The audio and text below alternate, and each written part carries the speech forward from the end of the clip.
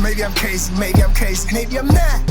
All right, very excited. My boo, my girl, my sis, Taylor Rooks on the podcast. I'm so excited. Thank you for joining us, Taylor. I really appreciate it. Thank you for having me. I just love that we're twinning. Like, we both have our braids happening. You know, protective styles in this quarantine time. If you haven't seen Taylor's amazing show on Bleacher Report, take it there. You have to go check it out. She's also doing a Instagram series called Take It There Defining on her Instagram and on Bleacher Report's Instagram and YouTube, which is amazing. You talked to Matt Barnes most recently? Yeah. Matt Barnes, DeMar DeRozan, Malcolm Jenkins, have one with JJ Redick.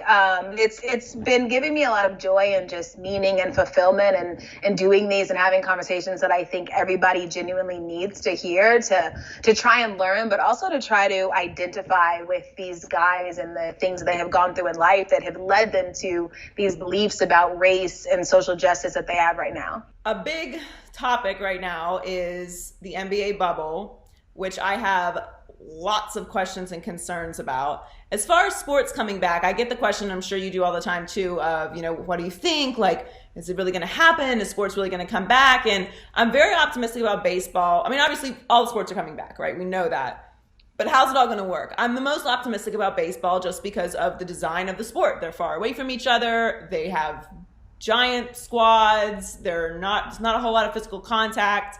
So I feel like they're in the best situation to at least control if anything goes badly. Football is still a few months away, so I'm very optimistic about how things will look in a few months from now. Again, trying to stay optimistic. But the NBA has given me a lot of concerns. One, it's a very intimate sport. There is no equipment between these guys. It's very problematic if a star goes down. I think it's more influential than it would be necessarily for an NFL team or a baseball team. What is your biggest concern about the NBA bubble? I think my biggest concern about the NBA bubble is literally one player getting it. And I say that because, like you said, for basketball, I think it'd be very easy for it to turn into kind of a domino effect, right? Like, if one player gets it, who are they around? Was there a game? How many other people possibly have it? Now, granted, players are being tested every day. They are wearing those rings that would monitor, quote unquote, early signs of corona. There are bracelets that will be worn when they're not on the court that will let them know if they're within 6 feet of a person. There are definite measures that will be put in place, but one player getting it really could derail everything. And I think right now a lot of people are looking at things like the soccer bubble, where a whole team can't even be in it anymore because of corona. There's an outbreak within this thing that's supposed to be a bubble. So there's definite concerns. I mean, not everybody who works at the hotels that players and media and everybody will be at is also subject to the same protocols. Those are people that are shuffling in and out of this quote unquote bubble. So it's a bubble, but it certainly has some holes in it. And that's probably what's like most concerning in general. And also you want everybody in the bubble to follow the rules. I mean, are people really not gonna see other people, or is everybody gonna abide by exactly what they should? Like, there's just a lot of questions. But I do know that the NBA has thought about it so heavily, and they are trying to do all the things they can to ensure that everybody does stay safe and tested, and they can see coronavirus the minute that it happens, if it happens, but hopefully it does not. Well, the mental health aspect for me is also a major concern in this situation, because this is a massive ask. I mean, listen, we want basketball back desperately, right? Yeah. But this is a massive, massive ask of these men and women. The WNBA also in a bubble, because not only, as you mentioned, do you have to stay completely quarantined, right? You're going to be in your room all the time. So it's essentially like a never-ending road trip. You are not eating what you normally eat. You're not sleeping in your normal bed. You have to wear a ring. You have to wear a bracelet. You can't socialize with other people. There's the constant anxiety of if you are going to possibly get sick. You can't see your family. It's all of the initial quarantine issues that all the rest of us were dealing with at such a heightened level. What you have obviously talked to a lot of players. Is that level of it a concern to them? Because it's a concern to me. Yeah, I mean, I think that coronavirus from the beginning was a major concern for players. Like, a couple players, maybe 3 weeks after the NBA was initially suspended, we're kind of like, we just shouldn't go back. Like, the idea of not going back to play basketball because of coronavirus was happening months ago, right? It's just a thing that's being discussed a lot now because basketball is very close to coming back. But you also do have players like Kimba, who's like, listen, when I'm at home anyways, all I do is go play basketball and then go home. I can deal with the bubble. But then you have players who are married, have kids, that are like, how am I gonna not see my family for this long? Now, granted, there is, I guess, this thing put in place that when it gets to either the Western and Eastern Conference finals, maybe the semifinals, family members can come to see that. So it's not that you would go forever without seeing your family if you make it that far into the playoffs. But you're right. These are all concerns. Mental health is something that should be taken incredibly seriously. That is a thing that a lot of basketball players deal with, whether they say it openly or not. But I also see it as a lot of us were doing or have been doing this for quite some time, not leaving our homes because we had to quarantine. I think the main difference, and the difference that's going to be difficult, is the family aspect. But being in your room is honestly, that is the responsibility we've been putting on every American to do, which was go to work and go home, or go to do things you have to do and then go home. So if that is what it takes for everybody to get their money, for everybody to finish the season, like, I don't know if I think that's too much of an ask, because it's what we asked of America, was to stay away from people, you know? Yeah, that's fair. I think it's just more of you've already kind of been quarantined, and now we've loosened quarantine a little bit, and now you're kind of going back into another quarantine, which you're right, we all are basically doing. But I just feel like it's such an intense situation. So that said, I also think because there are so many factors, Corona, this is not a normal training camp situation. You're not going to be 100% in shape the way you would be certainly going into the playoffs. I think it's impossible to predict who wins the championship. Oh, I'm with you on that. I am so with you on that. Like, I think it's impossible to predict who wins. And then I'm also like, whoever does win, I'm not saying it means you didn't work hard and that you don't deserve the win. But if it gets to a point where certain people are not playing on these teams that are superstar teams, at what point do we say, okay, maybe this is a little different? I'm not diminishing the fact that someone wins a championship, but it's silly to say that this championship is the exact same as all other championships. Whether that's good or bad, it's not the same. Like, and I don't know why that's being like so ignored, and everyone's like, no, a championship's a championship.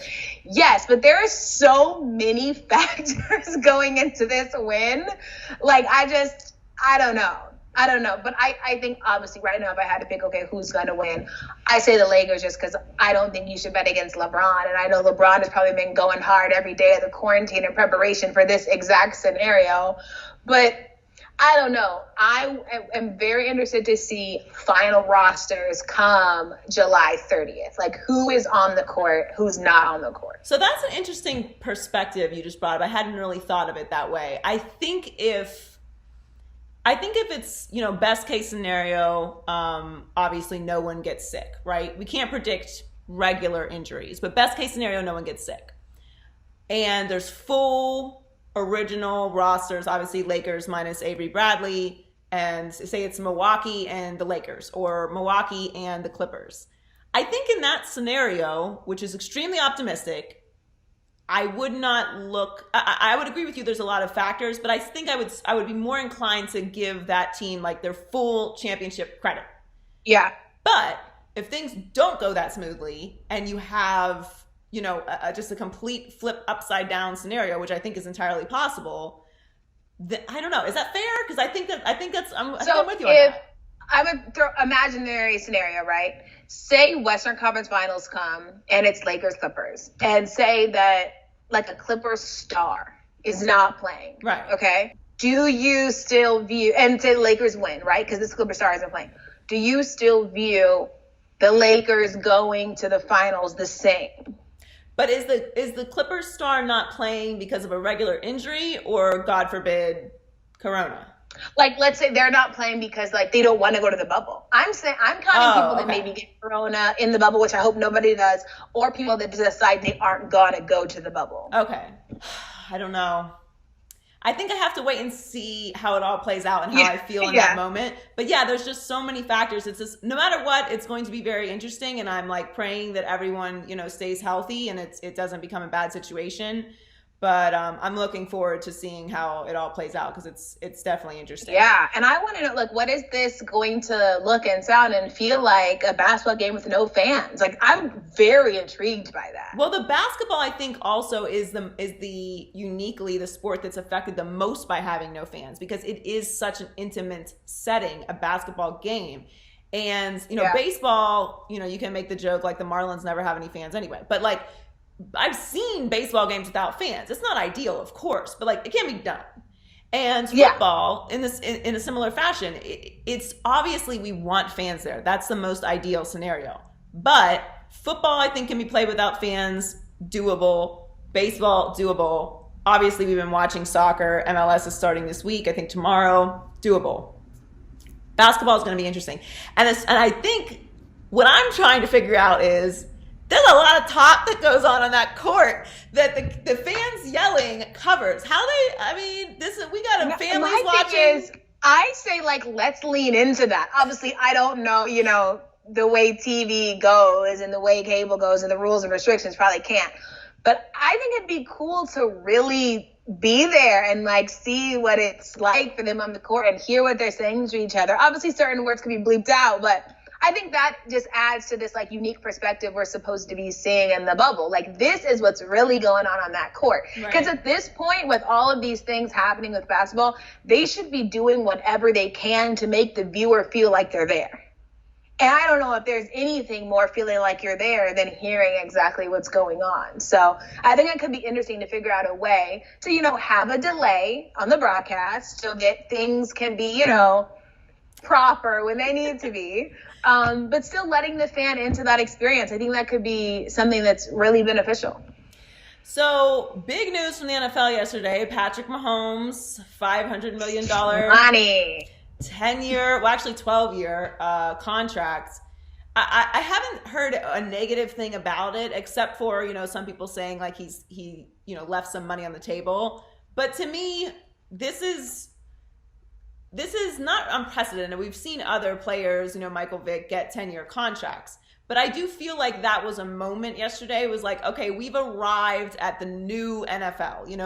The Brady, the Rivers, the Manning, like we've now transitioned. Obviously, we know that Brady is still playing, but this is the new face of the NFL. This is the new wave. Yeah, for sure. And I think not even just like the new wave of the NFL, but like the new wave of player. You know what I mean? Like it's been really cool to see the styles of Mahomes and Deshaun Watson and Lamar Jackson. Like they bring something to the game that I think this is the perfect era and perfect time to be that type of quarterback. Like Lamar is somebody who he's at his best when you let him be who he is. I don't know if Lamar could have existed when Michael Vick existed, because I think even if a Michael Vick player existed now, they would be exponentially better than Vick because of the time that they're in. And Michael Vick was fantastic. I love Michael Vick. But it's cool, seeing Mahomes like be the best, playing the way that he is meant to play. And it's really nice. I tweeted the other day, like, I think it's cool to see these black quarterbacks get paid what they deserve to be paid. That's why it was a really cool moment for me to see Mahomes get that check. And I know everyone's like, he's even going to see all of it. I get it. It's more of like the idea that this is what he should get, and he actually got it. I think it's rare that you see somebody get the thing that they deserve to get when it comes to sports. So, and it really is a win-win for everybody. Mahomes wants to stay there. I'm sure the Chiefs want Mahomes, who won it. So it was a really, really cool day and very well deserved. Yeah, and I don't have so much of a problem with him leaving money on the table, so to speak, because once you get to a certain level of money, like, yeah, you know what I'm saying? $2 million is not changing. Like $5 million. Yeah, it's not changing your lifestyle. So like obviously he's got a lot of smart people around him. His father was a Major League Baseball player. He's not out here signing bad deals. So I'm happy for him, and I thought it went as smoothly as it possibly could. And me personally, like, I do not enjoy talking about players' money because I want everyone to get paid. Like, not taking any money out of my pocket. I'm never like, that was too much. I'm like, no, like, there's no such thing as overpaid. You're paid what the market allows. Right. So if a player gets a lot of money, it's not overpaid. He's paid what they said he'd be paid. Like, you know, and I also don't like talking about things that I do not directly identify with, you know, like the same way we don't want people to tell us how to be members of the media or how to be journalists, because the only way you would know that is if you are one, you know. Right. It's like, I can't tell Patrick Mahomes he left money on the table or like asked for too much, like, because I don't know what's actually happening. So I'm just happy he was paid and that he seems happy about it. So I'm with you. I'm not talking about people's money. I'm like, just get paid. Yeah, like I love Dak.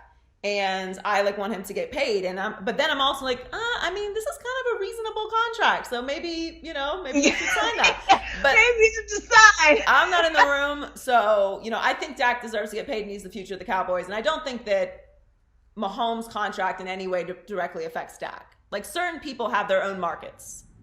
Mm-hmm. Absolutely. Yeah. I agree. So another big move that's happening in the NFL right now is finally the Redskins are changing their name. Dan Snyder does not deserve any credit for that because he was forced to do that by FedEx. FedEx deserves the credit for that. But what would you say to people who are still resistant to this idea of changing the name? Which, I've not been calling them that for years. I just call them the Washington team. But, it is difficult at time. Like, we work in the media. Like, you have to talk about this team. And to me, it's a very obvious slur. I don't understand how anyone could not see it as a slur. What would you tell someone who is pushing back on this idea? I mean, I don't know. I always say that, you're not offended by the name because you're not the person who's meant to be offended, right? Like, if somebody is like, I don't get the issue with this name, we've been calling it forever, it's like, then that means that this really isn't your problem to tackle. It just means you should support those that feel like it is their problem. The history of Washington isn't going to be erased because you changed the name. It's like, no, you're actually just going to end up on the right side of history because you're doing the right thing. Granted, money forced you to do the right thing, but now the right thing is happening. So I'm not in the business of other people telling people how they should or should not be offended and also how they should react to being offended. Like, if one Native person feels like this is a bad name, it should be reevaluated. And it should have been reevaluated years ago. So this is a move that should happen. And at the end of the day, it doesn't even really matter if there's fans who don't want it to change because it's being changed. Right. And so there is a large group of people that are the minority that have had to do things for a very long time that they did not want to do. So welcome. Yes, welcome to 2020. We're here. Welcome to the party. Yes. So our president tweeted about that. Their president tweeted about that yesterday.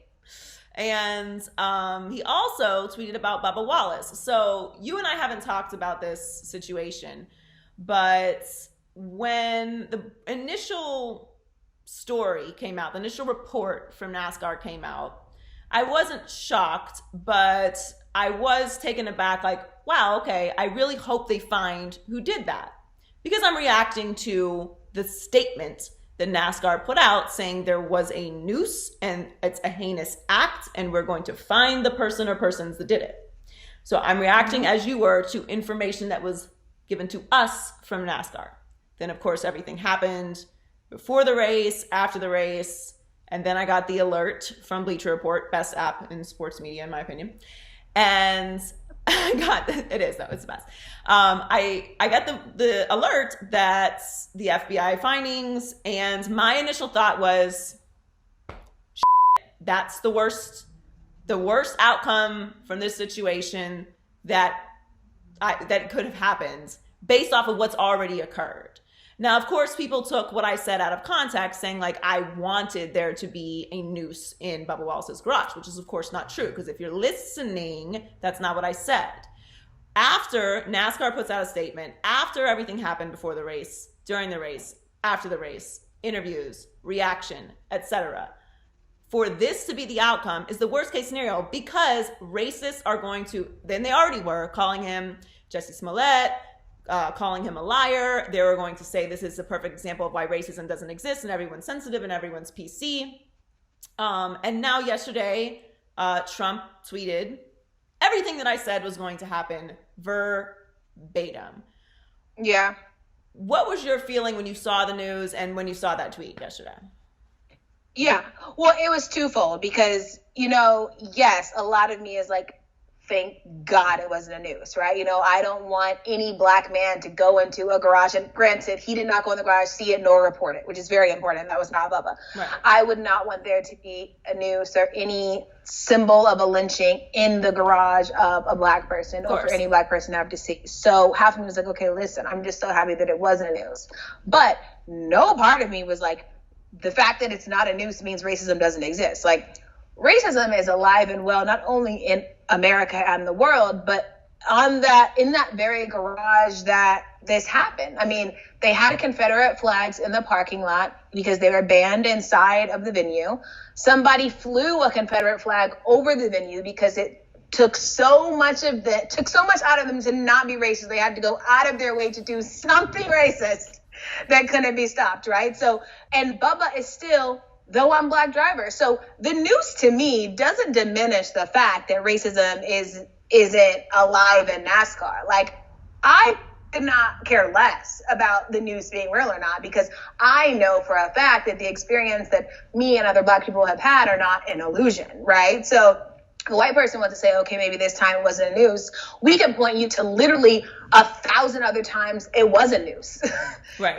So I'm good on that. Like, and don't try to latch on to one thing to make yourself feel better about the history of racism in this country. And like, think about why you're so quick and so wanting Bubba to look bad in this scenario. When just from a human element, Bubba is somebody who went through something incredibly traumatic, thinking that somebody put this in his garage. Like, all of these things are like important, and that's why I say that noose or not, the problem exists, and that's really what we should be focused on. And the fact that Trump is tweeting that, first off, he's so late. Like, we had moved past this, and like, we're trying to focus on ways to fix racism in NASCAR and in all sports. Like, it's just, I don't know what that's accomplishing, which is what I think about many of his tweets, but my heart goes out to Bubba in a fight that he's going to be fighting for a very long time, just like all of us have been fighting a fight for a long time, and will continue to. Yeah, and also, there's a global pandemic, so you should be very busy. Yeah. Yeah. Very busy. Bubba's response was so perfect, though. Like, yeah, I'm like, Bubba has had to deal with so much right now, so I just am like, please, you need a day off. I'm very proud of him. Like, just a spa day. Yeah, have a self-care Sunday. Yeah, I'm very proud of him. I'm a bit more hostile when it comes to dealing with these things. So I commend him, because he's very measured, and always finds a way to put it in perspective. That he knows that there are a lot of young people that look up to him, and how he handles this, which he should not have to handle, because the facts alone should absolve him from all of it. But that's why my reaction was I was so outraged, because it's not that I wanted there to be a noose there, but it's like, when you put out a statement that says that and everyone reacts to it because you put out a statement that says that, this wasn't an assumption by the media. It wasn't a fairy tale. It wasn't a Snapchat picture that we then rolled with. Like, this was a statement. Absolutely. Okay, that we reacted to based off the information you gave us, and now this just puts Bubba in a really impossible situation, which he is well equipped to handle, but I have empathy for him because I knew that this was going to happen, and the president having time for it is just mind-blowing. Before I let you go, you were right. Speaking on this topic, but circling back to the bubble, a lot of the players are going to be wearing unique jerseys with social justice messages. The court's going to say Black Lives Matter. What do you think about all that? Because there's mixed reactions to that. There's kind of mixed reactions to a lot of the things that leagues are doing, playing the Black National Anthem before NFL games and, just kind of taking advantage of the platform. But is it really going to be effective? In my opinion, I think just keep it in their face, like right there, the whole time. Yeah. Yeah. Because you're going to watch. So however it moves the conversation forward, I'm cool with. I, too, have mixed feelings about it. I just do not want people to feel like doing something that is symbolic equals change, right? Like having names on a jersey or phrases on a jersey, having Black Lives Matter on the court are all things that are great and bring awareness, and that is important. But that is all step one. The step two is like the action and like what tangible items are going to be implemented, what tangible programs are going to be implemented in order to advance Black people in this country, and the things that the NBA can do. There's so many different things the NBA can do to do that as well. In a lot of ways, I think that the symbol is the easy way out. And we, in so many ways, have gotten very consumed with the easy way out and thinking that it is the best thing we can do. And that isn't true. Like, I just want to see more than just somebody having to be aware of it because they're watching a game for like a couple hours and see Black Lives Matter. Like, there has to be more than that because we have seen symbols. Like, we saw LeBron and Melo and D-Wade and Chris Paul at the ESPYs and talk. And like, that was great. And it was a powerful moment. But I'm past powerful moments, right? Like, what's the change? So I would encourage like the NBA to think, long term, like what LeBron is doing with voting, like that is a long term plan to try and help Black people, disenfranchised voters. Like that's very, very important. So I would hope that we can see more things like that. Because, I do have a lot of mixed feelings about what's happening right now. I don't know if that's enough. Like if there was all this talk about what are we going to do for social justice, I think it has to be more than just that. Yeah, I think I agree with you. That can't be the only thing that you do, but I don't think that it hurts the situation. Like I don't think it. Yeah. I don't think it stops it. But yeah, you have to do more than just that. You have to do more than post a black square. Walk the walk. And that's what this time is about, really, is holding everyone accountable to that purpose and that message. I was gonna say, when you mentioned, the whole playing the Black National Anthem before the games, I know there is a big group of people, a big conglomerate of people that feel like, okay, this is stupid. Why are we doing it? We don't want them to play the anthem. We want them to arrest the cops that killed Breonna Taylor. Right. A fact. You need to arrest the cops that killed Breonna Taylor. 100%. That's priority. However, I might be unpopular belief, but I actually think the other things people are doing are important, like the way we're changing certain terminology or playing the Black anthem. Like that to me is important because what we're seeing is racism is so ingrained in everyday things that the more we can take it out, I think that goes towards like this overall freedom that we're all trying to accomplish. And I think both things can be true. Like, I don't know why we'd be upset that certain things are changing because one thing also hasn't changed. Like, if we can do enough to get rid of like racist language and oppressive language and history, like Confederate statues that are up for no reason, like all of that to me is going towards this end goal that all people have, or all Black people have. Like, I think it's okay that one is happening too, if that makes sense. Yeah. And I think, like to your overall point about, the change that's happening and history to me is the biggest element of this. Like when I look at what is the core of the division in this country and why is there so much, arguing, and why isn't it just so easy to be like, yeah, Black Lives Matter, totally agree, let's fix it. As we, as Americans do in crisis, we fix things. I mean, 9/11 is a great example of something horrible happened in our country. And it was like, okay, we're all Americans. We're about this life. Who do we get? and a lot has happened since then that we could get off course when it comes to that particular topic. But we certainly had a moment, and we have moments where we come together as a country. And I think it's history that is the issue, because so many people in this country do either not know the history of this country, Black people included, because we were not taught it in school. We were not educated on our own history. And then also our own history is not that easy to access because we don't have records of slavery. And so there's a whole gap of information and communication and knowledge in this country about our actual history and who these people are and how did we get here. And it's not about erasing history. It's actually about telling the whole story, which has not been told. Absolutely. Yeah, and you're right. Like, exactly. The core of it is not erasing. It's just explaining, you know, like you literally, it is not a hyperbolic statement. You cannot explain the history of America without starting with racism. Like, the only way to talk about America is to talk about its relationship to race. Right. Like, it's the only way.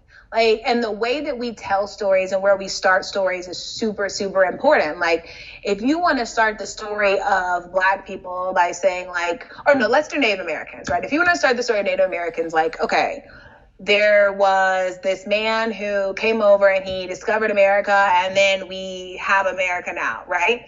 Instead of saying there was this thriving land of Native people till one day a man came over, killed them all, and started America. Like, those are two different stories. But we start with version one, which paints Christopher Columbus as like some hero that should be revered and have a holiday. But if we'd say exactly what happened, beginning with A and not beginning with like D, like it completely changes the narrative. And that is the way with any historical figure, even like the people that signed the Declaration of Independence. Like, you think about the Constitution, those people own slaves. Right.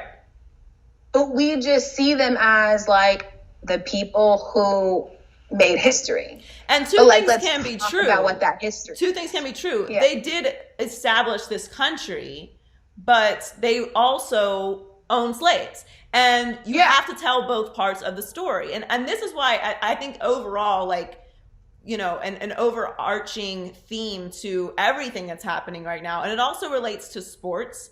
And this was a topic that I talked about a lot when it came to Drew Brees and how people initially reacted to everything that was happening with George Floyd, and then the Kaepernick conversation, and even before with the Kaepernick conversation, because this is how I really feel. We are living in a particular time, especially for the last 4 years, that we will not forget in our lifetime. Like, this year, 2020, is something that no one in our lifetime has experienced, right? Yeah. Older people or young people. So we are all going through this just hit after hit after hit of things as a whole world, not even just as America, and how you react. Like, were you the person that went to the store and bought up all the toilet paper? Okay, like, what were you doing in this time? Yeah. Because it's a defining moment in history, and you have to pick a side.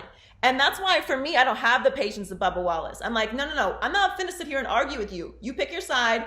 Go ahead over there. All the information's here. If you want to come learn, educate yourself, there's more than enough room on the bandwagon.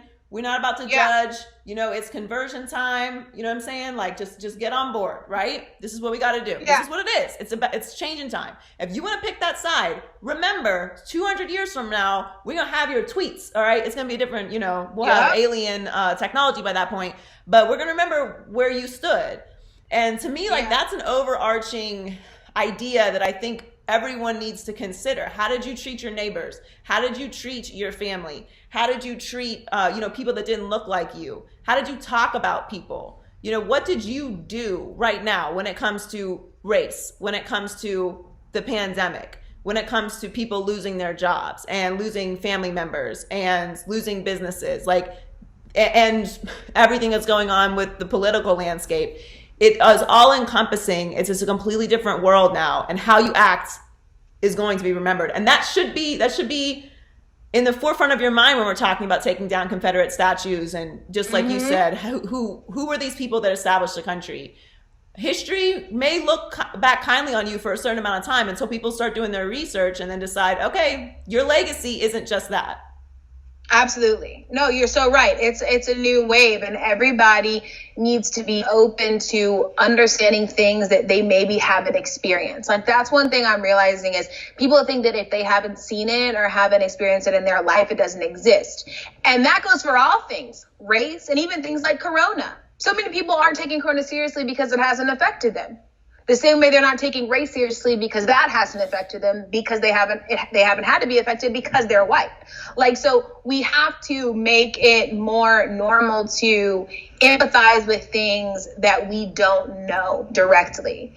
And I think that speaks to what you're saying, that like, if you're able to do that and put yourself in positions that you don't know, like, that is what we need as humans right now, and as good people, and as Americans. Like, in the series, at the end of every episode, I ask every person to define America. Like, what does the word America mean to them?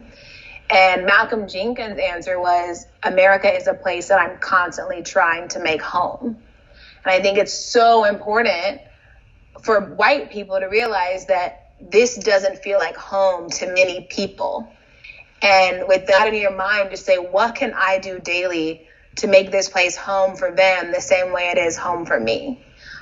So I think you're right. And I do hope that everybody walks in that and does the best that they can to make it a good place for everybody.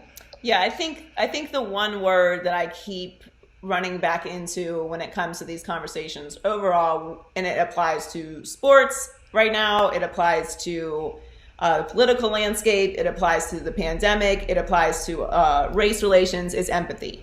And there's no shame in that. It doesn't make you soft. It doesn't make you a coward. It doesn't make you, move off of your moral standpoint. Empathy is something that every human being should have. And if you are devoid of empathy, you need to figure out why.